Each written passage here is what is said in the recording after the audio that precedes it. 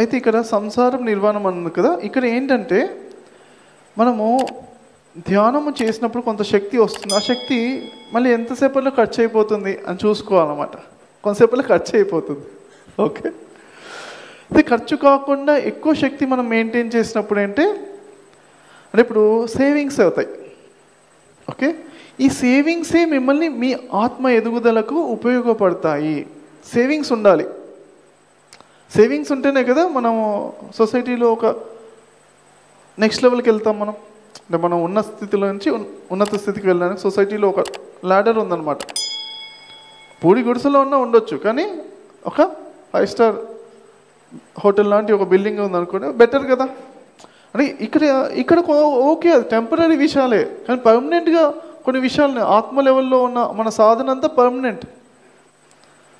ఓకేనా?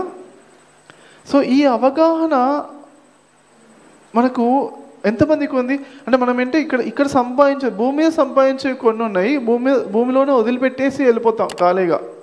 కొన్ని విషయాలు సంపాదిస్తాం, అవి జన్మలకి తీసుకెళ్ళేవి ఆత్మ సాధనలు. 2 రకాలు ఉన్నాయని తెలుసు కదా, దాదాపుగా అందరికీ తెలుసు. ఓకే, కానీ భూమి మీద వాడికి ఎంత సమయం ఇస్తున్నాం, మన అసలు పర్మనెంట్ వాడికి ఎంత సమయాన్ని ఇస్తున్నాం మనం? ఓకే, ఎంత సమయాన్ని ఇస్తున్నారు? సగం ఇస్తున్నారు. ఎంతమంది? 90% నేను పర్మనెంట్ దానికి 90% సమయాన్ని ఇస్తున్నాను, సమయాన్ని శక్తిని ఇస్తున్నాను. 90% ఇచ్చేవాళ్ళు ఎంతమంది ఉన్నారు?